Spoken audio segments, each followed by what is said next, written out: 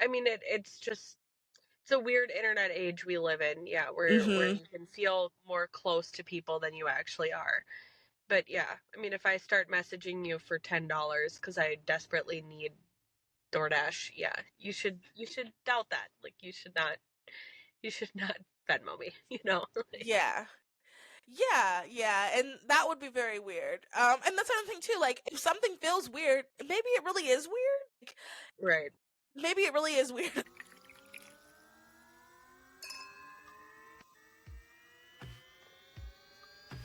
Welcome to Those Are the Girls with Mallory and Friends, the podcast where we explore life, career, relationships, and pop culture through a Christian conservative perspective. Each episode, we dive into deep topics that matter most to us women, from navigating your career with grace and confidence to watering meaningful relationships grounded in faith. We're here to empower you to embrace your femininity and stand firm in your beliefs. We'll also tackle the latest in pop culture, discussing how they align or clash with our values. Let's uncover the truth and encourage each other to live boldly and authentically. So whether you're at home or on your commute, get ready for some fabulous conversations. Grab your teacup, pour yourself some tea. Come on, girlies, we're changing culture. The views expressed on this podcast are our own and do not reflect our employers. Enjoy. Hello, everyone. You are listening to Those Are the Girls with Mallory and Friends. I'm Mallory, and we are changing culture and bringing back traditional values. Okay, you guys, I am really excited for this episode. It is going to be a little different. We've done true crime before, and this is more of like a true crime that, honestly, I think some of us are very, very smallly, tangentially connected to. So I think it'll be very interesting. I am so excited to have Amanda, the host of Don't Waste This F-word podcast. It's bleeped out, by the way. A podcast, the Megan Stoner story. So, this is going to be a really good episode. We're not just going to talk about her. We're also going to dive a little bit into just scamming in general and kind of talk about that. Anyway, Amanda, can you tell us a little bit about? Actually, sorry. Before you do that, I want to. No, never mind. I'll do it. Amanda, can you tell us a little bit about yourself first? Thank you so much for having me. My name is Amanda. I grew up, I don't know. I think I'm like one of your core listeners to your podcast. I grew up conservative, Christian. I, was involved with college Republicans and went to a Catholic college. Through being involved with that, I met a lot of cool young Republicans around the country, some not so cool. One of those tangentially kind of like, quasi met was Megan, who ended up scamming a lot of people that we both know out of, $5-10, not that much of money, but kind of like harassed people online for a couple of years and then eventually scammed. The scams got more serious. She scammed people with autism out of tens of thousands of dollars. She left people homeless on Christmas in 2021, things like that. Now I don't work in politics anymore. More like I do like freelance marketing. So I build like websites and do social media, email marketing for different companies. I just kind of got out of the political thing. I don't know. Political things can get it can be a little much sometimes, but trust me, I know. totally. But I kept involved with my friends that are involved with it, and when we all found out about what was going on with Megan, we all just talked about it, and it was very important to me that the story get out there. I think that there are a lot of situations, I think Megan might be one of the crazier ones, but I think that there's a lot of these situations where everybody knows that someone's like doing something a little shady or a little bit off, but they don't know the whole story. And from my perspective, being that I knew the whole story, and I don't know anybody that knows the whole story, but I think I'm one of the people who knows more than versus less. And I knew how to produce a podcast. I started a podcast after the Israel-Palestine situation kind of popped off last year. I was asked to start one. So I started the podcast and just kind of to spread awareness about Megan and her crimes. That's kind of what I've been doing, and I'm very grateful for like all the success it's had, and then it's spread awareness. I mean, it has done what I set out for it to do. I get probably 10 DMs a week sometimes, or probably more than that, of people saying like, hey, she messaged me, I Googled her, and your TikTok popped up, and I see that, now I know the whole story. I listened to the podcast. I'm not going to give her money. So that's kind of like what I wanted it to do. Yeah, and I think you've definitely accomplished it. I mean, and we talked about this offline too, just kind of like the idea is just to bring awareness of Megan and scams in general, because like you said, it started off with just $5 here and there, and then it like snowballed. So I think it's just, it's our duty to like let people know, especially when it's people that around us that we are connected to, which I want to share really quick, like a little anecdote about the story. So I think she added me in like maybe 2018-ish or whatever. And and you mentioned this in the podcast, but for people who do not know, when you're involved in like YR and ISCR, YAL, I was involved for YAL for a year or so, you kind of just add everyone around your age that is also in politics. I don't know why. I'm guessing maybe Dims do it too, but like, I don't know. It's just something you do. You just add everybody. I mean, obviously, you look a little bit like, oh, okay, I saw she was at this event. Okay, da-da-da, and you just add them. I guess you just build your network. So I did that, and I just remember seeing like, wow, she's getting all these awards. She's great. She's amazing. And then kind of like toward the end-ish, I guess 2-ish, 2021, I remember thinking, wow, I feel so bad for this girl. She cannot catch a break. At one point, she was, being shot at her house. Another point, her, fiance was in the hospital. I don't know. It was just a lot of things back to back. And I remember I was hanging out with some friends that I've picked up over the years from like politics, and I don't even know how it came up, but someone was like, have you ever are any of you friends with Megan Stoner? And we were all like, yeah, you're friends with her. Yeah, she always had the bad, we're talking about it. And then it became like as bad as it sounded, like a running joke, because it was obvious she was lying. After a while, it was obvious she was lying. So it was just kind of like, oh, this girl's a little off, but it's kind of funny, like, here. Totally. And then 2022, it's when everything like blew up, and you saw like it was more than just like, because the other thing was every couple of months you get a message, hey, can you donate $5 to this? Can you donate $10 to that? And I always thought it was weird. And we're going to talk about that aspect of this in a different context. We're going to talk about that later. But I always thought it was weird because I was like, I don't really know you.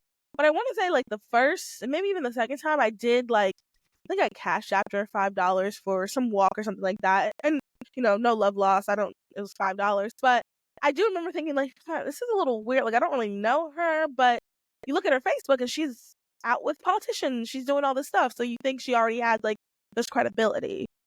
Totally. No, that's how she got people. And like, I think your experience with your friends is how it was for a lot of people with friends. Like, when I was involved in College Republicans in 2016, I was added to a group chat with a bunch of people from Indiana. I'm not from Indiana. They kind of were just like making fun of her. I feel bad saying that, but like just how we all do, like when we're all phone banking and we have nothing to do all day, and somebody answers the phone weird, you'll all laugh about it, Right. Like that's what it was. And is it right to make fun of? No, but that's kind of what I thought it was.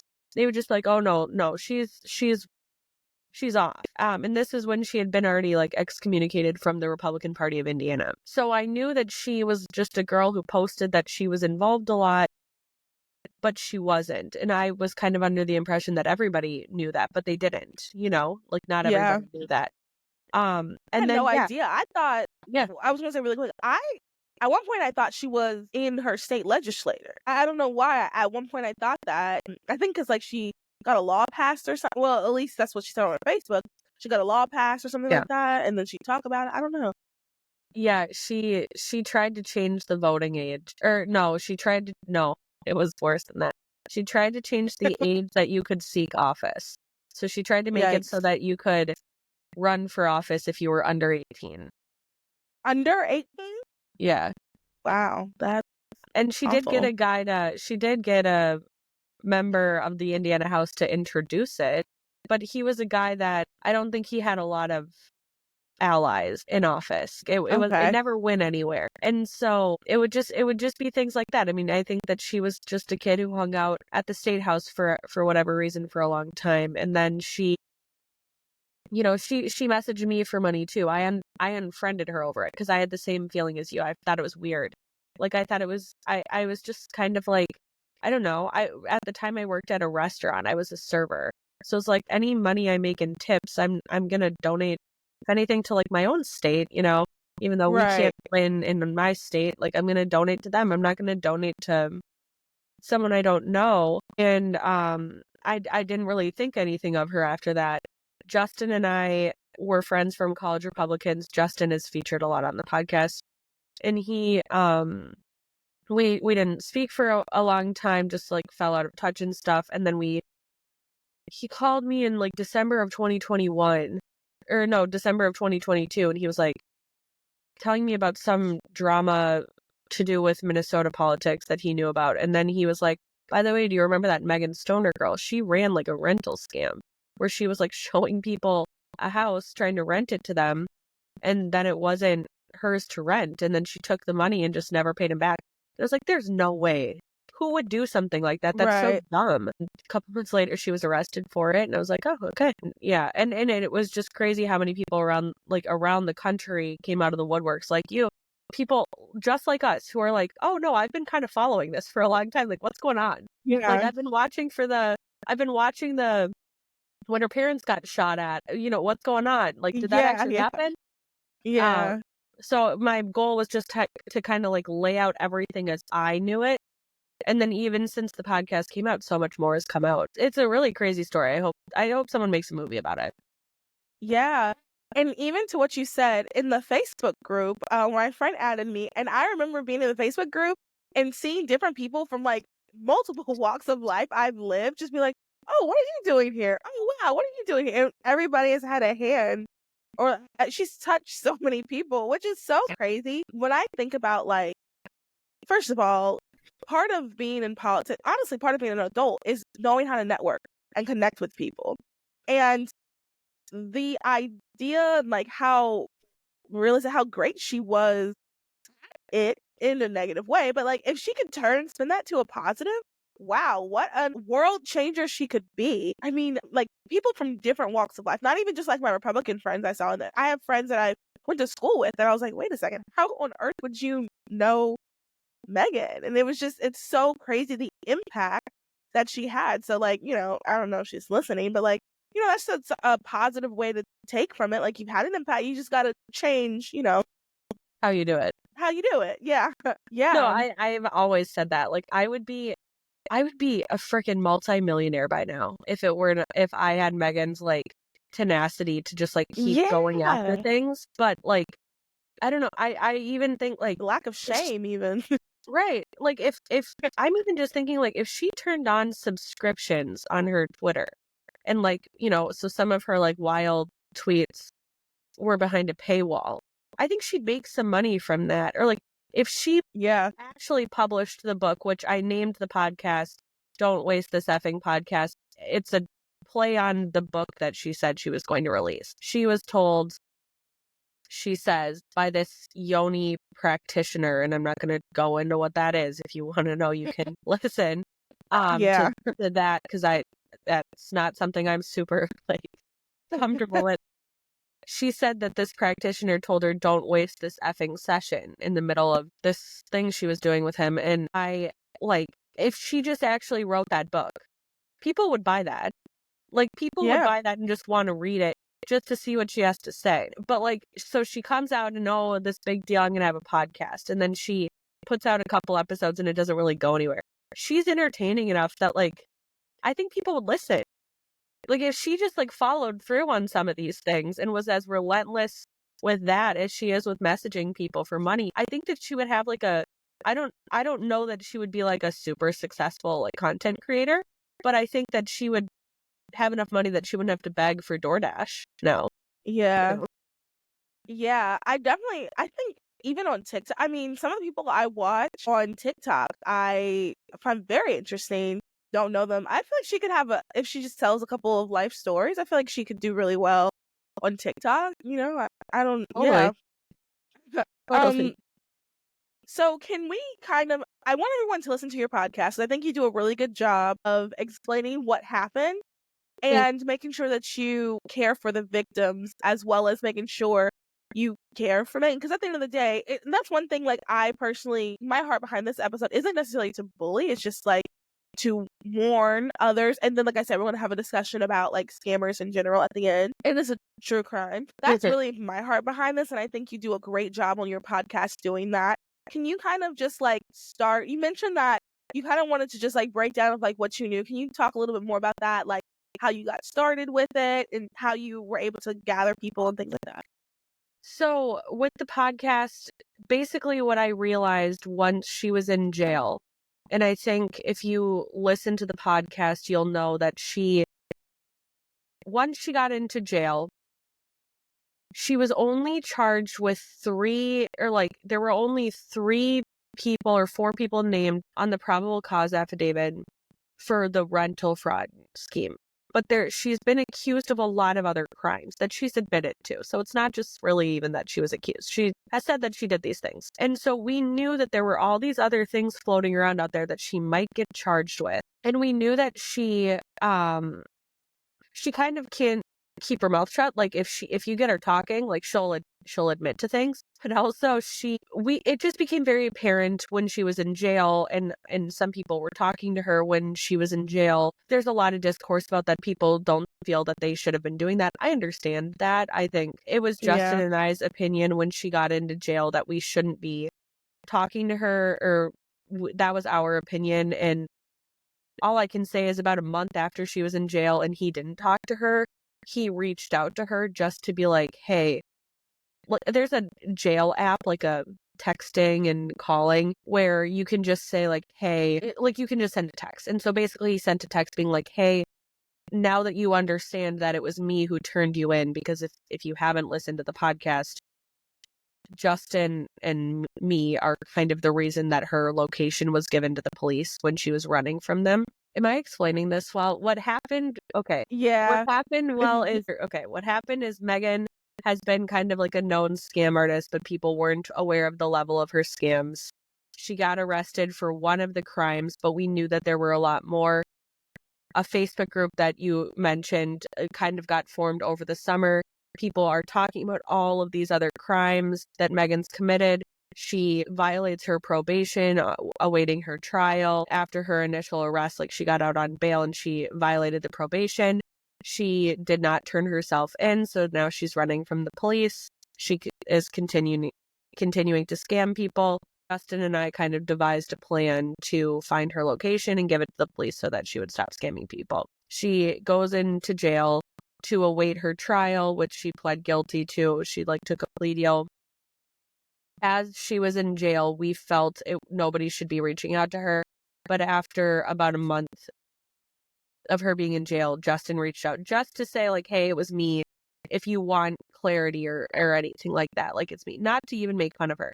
And then that just started her. I mean, it went from 0 to 100. I mean, she's just calling him 20 times a day. And he can't call her. She can only call him.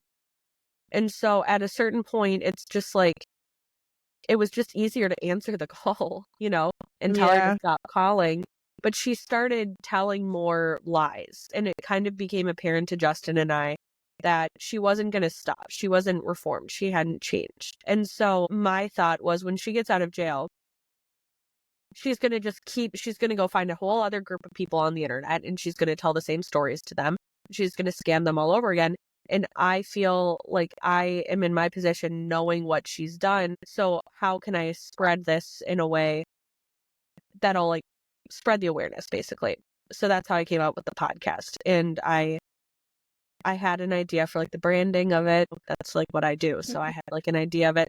And I kind of broke it down into what I thought would be the most digestible way to understand the information, because there's a lot there.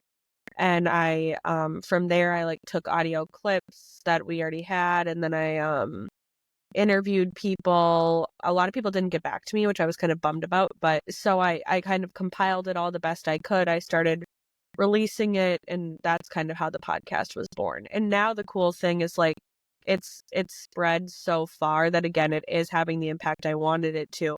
But also a lot of people have sent me other stories. So I'm going to start covering those other stories too. Because I think that this is a weird niche of these scammers who really can affect their communities, but they're Mm-hmm. not big enough fraud schemes that like the government's going to take it as super seriously, So, like, one of the stories is in North Carolina.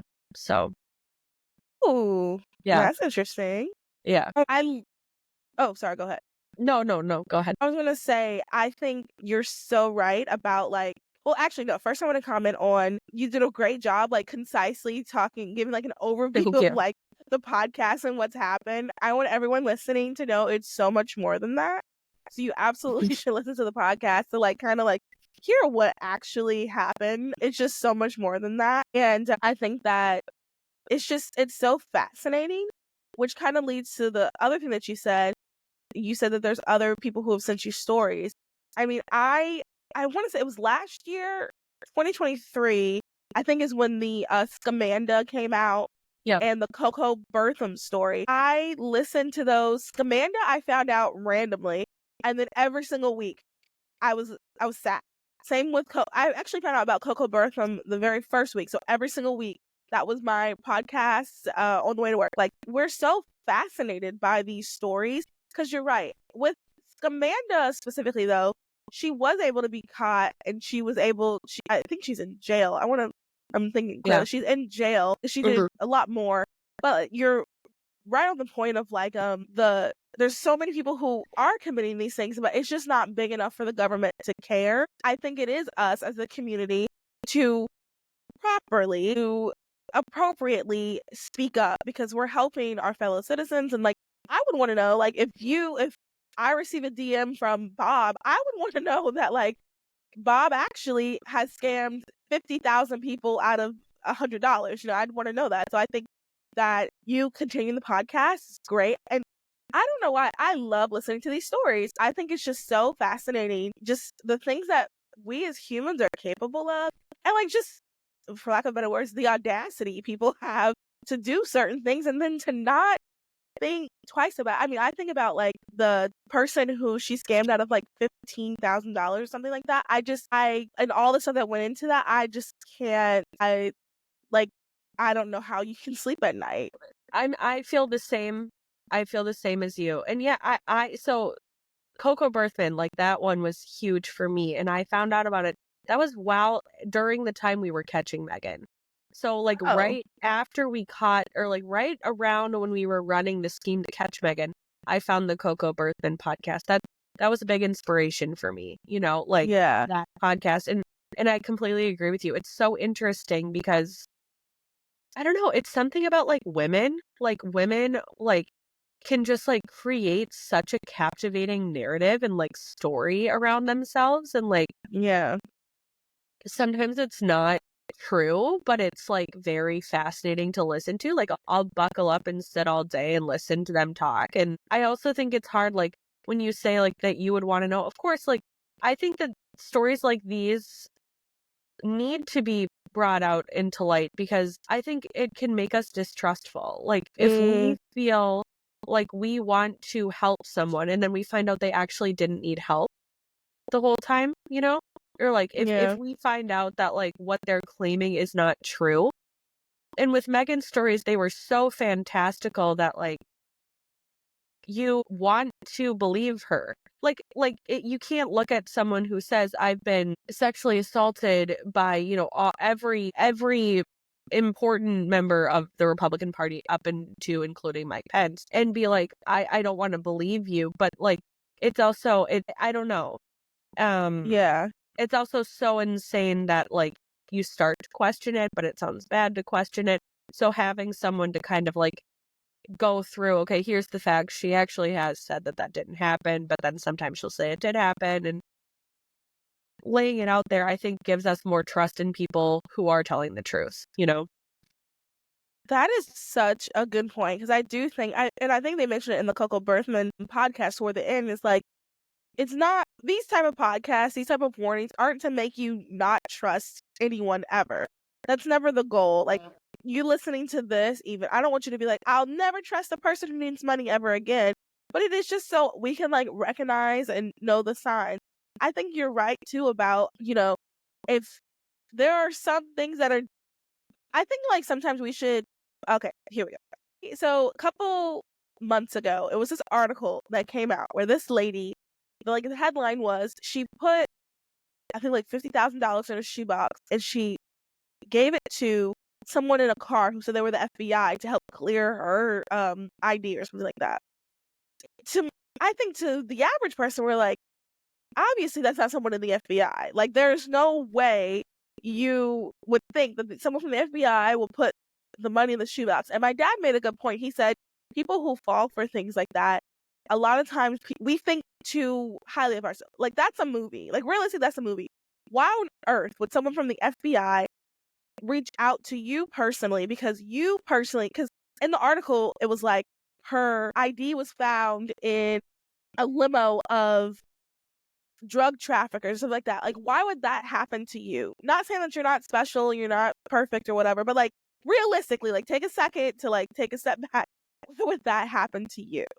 So I think, and I lost my train of thought why I'm bringing that up. I know. And so I think, like, sometimes when it comes to like these fantastical things, we just have to like put things in perspective. Realistically, is what we're hearing, is what we're hearing someone say, is that something that could actually happen in real life? Are there things that are like way out of our comprehension? Do miracles happen? Sure. But like, for the most part, that realistic, I'll just use the church, because she said members from a church were shooting into her house. Is that really something that you think could happen? Has that happened to someone that you know? Statistically, what are the statistics that someone from a church would shoot into the, it's taking Yeah. a moment to think about these things. Yeah. Well, and I think, like, to me, what I've learned with this is that, well, I think there's two things. The first is that, like, when humans were much more primitive and we stayed in one area and we lived among family and like a close tribe for our entire lives, I think that there were always people as crazy as Megan, but everybody in the village and tribe would know that they're crazy. You know what I mean? So it's just kind of like, Mm-hmm. okay, like whatever. But now with like the internet age and when people move around a lot, who knows, you know? Like, when Yeah. you Oh, that's meet such a good someone, of point. course you're going to believe that anything that they say. Who would make something up? I have some kind of crazy stories from like my time in politics, not Megan level crazy, but like I had some Right. kind of weird things happen to me that like you could believe or not that actually did happen. But if you get to know me and you know my character, you would know, okay, well, I'm not lying. With Megan, the more you get to know her, you say, okay, well, maybe some of this stuff didn't happen. But so I think that that's the first thing, is it's just like, now that we don't know anyone anymore, it makes it easier for these like kind of scammers to like proliferate their scams. But then the other thing is, I think with these like the really good that's come out of the internet with like GoFundMe and crowdfunding and helping people at a time of need when they really need it, and like just anyone can give $5. I think that that's like been a beautiful thing for the world, but it also does show me that you do need institutions sometimes to like Mm-hmm. verify Regulate. claims. Yeah. Yeah. I mean, like, you need a church or something. Like, I would say a church, but or a charity or someone to say, okay, like, it's like we've seen it like decentralized. Anybody can give anybody money that needs it. And I think that maybe over the next 10 to 15 years, as we see more of these scams, we'll kind of go back to a model of, okay, we need to like maybe have one level of verification here. Mm-hmm. We need to have an institution who will kind of check on the validity of the claims and say, okay, this person's telling the truth. And then we'll raise them. We'll crowdfund money. We might need that one step there. And that might be necessary. And yeah, it's not something that the government or like police are going to be able to do. It's going to have to be like us, citizens. Yeah. No, that's a very good take. I didn't even think of that, but you're so right. There needs to be some, like, just one step. It doesn't have to be too complicated. Because if you take the time, you can, 9 times out of 10, figure out if something is legit. Of course, there's those times. And here's the reality, too. The majority of people are telling the truth. I truly Sure. believe that. The majority of Sure. people who are asking for money on GoFundMe, the majority of people who reach out are in genuine need of help. They, like, are telling the truth. It's just this other, 10% that maybe even less than 10%. It's this other percentage that just are trying to take advantage of people. But you're so right about having that like extra step. My next question I want to ask is kind of like transition. We're talking about like just scammers in general. Mhm. Is what are some things that you think we can do to protect ourselves? Because, like we said, and like, I really want everyone listening to hear me out. Like, I still want everyone to like be open and like, I don't want you to always be afraid of every person or everything that comes your way. And sometimes there are strangers who could use $5, but I think we just need to be smarter. What are some tips you think you have? Well, I think that for if it's $5 or $10 and you really feel compelled and you want to give, I think that you can give that if you're in a position to give and not really feel bad or think anything of it. I think that like with that level of giving, you're not going to go back and like, check everything that they say. You don't have the time and stuff. And Yeah. yes, there's a level to, okay, well, if they figure out they can do that, then they might move on to like bigger scams. Sure, but it's not your job to like look into that. If you feel compelled to give $5 or $10 to someone that is in need of it, I think that you can and should do that. I think when it comes to like, to me, it comes more to like giving publicity to people who make claims like Megan. She was going on a lot of these like mental health awareness podcasts or weird media shows saying that she was like being targeted by Indiana Republicans. That to me, like that's on the host. Like the host should have looked into her more maybe. And then Yeah. I think the biggest thing that you can do is if you realize that you've been scammed in this capacity, even though it's embarrassing and stuff, just go out and share your story. A lot of these people that Megan wronged never went out and told their story because there was no way for them to. Sorry, one second. I'm sorry. No, you're good. Okay. I'm sorry. It's like it's getting over this. It's not easy. Good. A lot of these people never told their story. Like they didn't have a place to. Like when it comes down to the churches that she scammed, they put out statements to their congregations and stuff. If you're scammed by someone like this, you need to do that. You need to go to the police. A lot of the people Megan scammed in the rental scam never went to the police. Then she doesn't get her sentence was lighter because there weren't as many victims on the probable cause affidavit. Even though it's embarrassing, tell your story to the people who need to hear it. Even if the police decide not to do anything with it, at least they have the record. Even if you're never going to get your money back, put it out there because, to me, like where this would have ended a lot sooner is if Megan was caught earlier. And the reason she wasn't caught earlier is because a lot of people just said, oh, okay, well, I'm out a couple $100 or a couple $1,000. Like, I'm not going to get it back, so who cares? And that whole like culture of apathy allows people like her to continue doing what they do. Ooh, that's a good point. That is a good point. Yeah, and I want to piggyback a little bit off of what you said. When you speak up about things like this, it also helps other people. It's definitely embarrassing. Like I'm sure I I feel like I have been scammed in other ways. I'm just trying to remember. Yeah, I guess I've blocked it out, but I know I've been scammed before. I'm one of those people that's, well, I'll say this. I one time had someone use my card. I don't even know where, but I was like on the phone. I was my ex-boyfriend, we were driving from his parents' house. There was some, and I remember being on the phone like to PNC like, okay, yes, cancel this card and let me know because whoever did this, I will show up to court. Like if you get them, like I want them prosecuted to the fullest extent of the law. I just remember being so mad. So I know I've been scammed on something, but I can't remember exactly what it was. But it does feel like a little uncomfortable. But like I think this is just a time where like sometimes you gotta like get out of yourself for a second. And this isn't a victim blame at all. But sometimes you just gotta get out of yourself for a second and think, hey, let me just help other people. Let me help the community. And I want to add something to what you were saying about the church. I just thought of this, the church that made the statement that let everyone in their congregation know. I think that's also really important too, is I do think a good, as a Christian and as someone who I really don't have like terrible church experiences, I do think the church is a great place to go for help. As a matter of fact, I know the church is because I've seen it in my personal life and with others. Like the church is a great place to go to for help for things like this. So I think it's great when a church holds people accountable and admits when they've done something. I want to say Scamanda's church did not. Did you listen to Scamanda? I did, but it's been a while. Yeah. But It I came out think like in a both, year or so. I think in both Scamanda and in Coco Berthman, I don't think either of the churches really did anything. like about Yeah. Megan. And I think that hearing that the church that Megan scammed, like they made a statement that like chef's kiss, like good job, like that is how you do it. Because I mean, the church is supposed to be the place where church is supposed to be above reproach. So if you do make a mistake like that, it's really good to just admit it. Like it's good to just let people know, let the congregation know. And then I want to add also too some like a tip I've also kind of like decided for myself is when you get because another thing that people get, I feel like we never, like, I think we all get those messages. How much would $500 a month make you feel? How much better would $500 a month make you feel? And you know, we all, for the most part, us millennials, Gen Z, we all know that that is not real.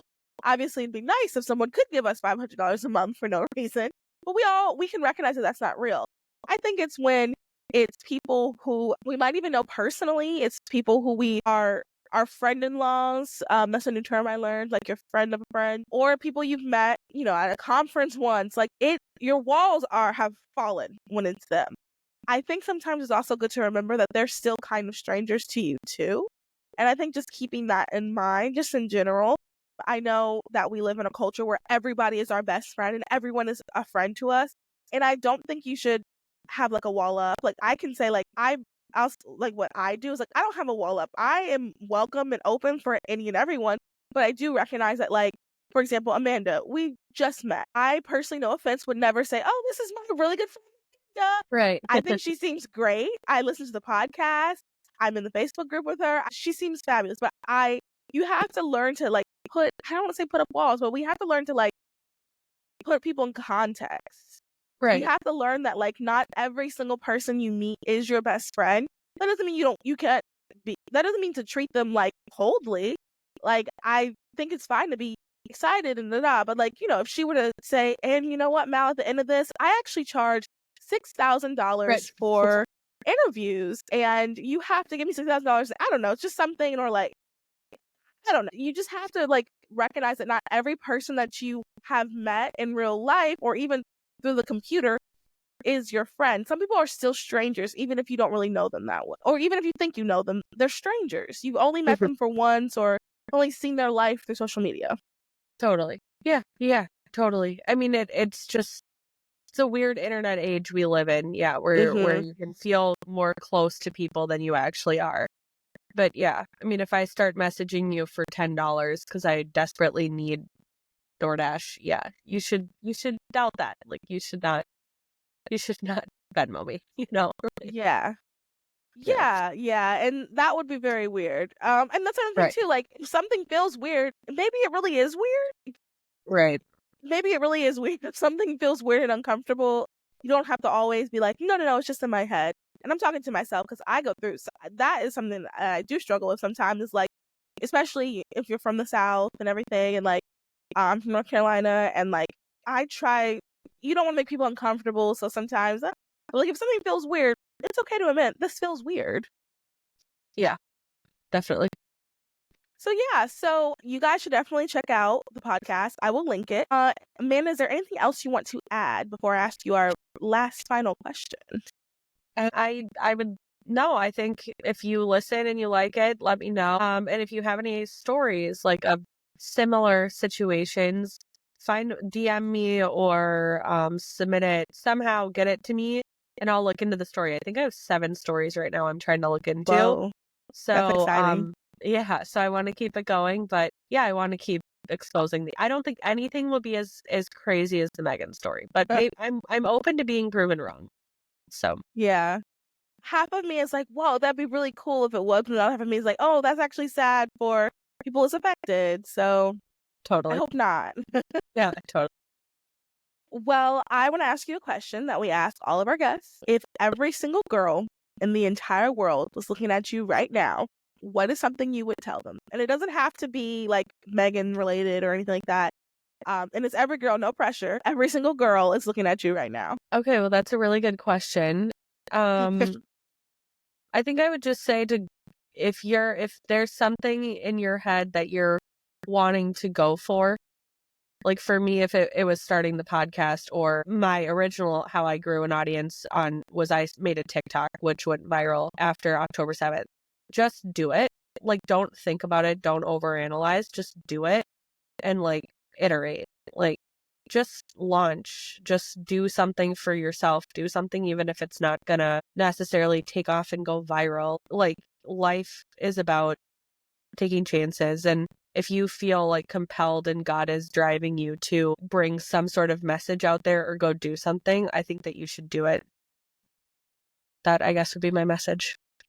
Love that. I co-sign that. I tell people all the time, whenever, oh, should I start? Yes. I don't care what you're going to say. I'll say yes. Just do it. Who's it going to hurt? Just do it. Just do it. Love that. Amanda, can you tell us how people can reach you? And then if you want to promote your other podcasts too or anything like that, go for that as well. So the other one's on a hiatus right now. It's called Don't Waste This Effing Podcast, the story of Megan Stoner. We have a Facebook group, an Instagram, and then it's on Spotify, Apple, and YouTube. You can find me on Instagram, X, YouTube, TikTok at Amanda Talks Geopolitics. And I'm iterating that right now, but I'm kind of just explaining why U.S. foreign policy is what it is, right? Why are we allied with this country and that country? Why are we adversaries here? So in the new year, I'm going to have more videos kind of rolling out, explaining that to people. That was my major in college and stuff. That's like what I'm really passionate about. Oh, cool. And then, so you can find me there if any of that interests you. If a global event is happening and you want it explained to you, hopefully that will be a place where you can learn all of those things too. So that's kind of where you can find me. And yes, thank you so much for having me. This has been so much fun. Of course. Thank you so much for coming on. This is such an interesting topic to me. My friends that I was talking about earlier, we text about it sometimes. Oh, did you hear the latest episode? Oh, that was fascinating. Oh, this was so, like, it's so fascinating. And I am very passionate too, just side note about like the whole scam aspect, because part of my job, we could talk offline about like what I do. Part of my job, I have started being the person who kind of like helps people who have been scammed. And it's actually like really, really sad. This isn't mainly sweetheart scams. And it's just like, this has become something that like I truly care about, because like it's just so sad how this stuff happens. So like this story has fascinated me, and I just appreciate you coming on, and thank you for sharing, spreading awareness about this and about the things she's done. And I'm so excited to hear the next 7 seasons, I guess 7 and counting seasons. Thank you. And everyone, leave a comment on Spotify and YouTube. Let us know if you have heard of Megan Stoner, if you've heard of Amanda or Coco Berthman, or like if you find these stories interesting, if we should do a Amanda and Coco Berthman true crime story. Let us know that. And then if you have a story, let Amanda know. And then also you can just like message me, because I'm curious if you feel comfortable or whatever. But yeah, so make sure you like, rate, review, subscribe, tell all of your friends. I know this is a very interesting episode to share with your friends, because it has a true crime at the beginning, and then we really do, I think, in the second half, kind of talk a little bit more about like some practical things that we can do. And it's always just a good reminder of some of these life lessons. So yeah, so everyone have a good day, night, evening, however, wherever you're listening. Bye.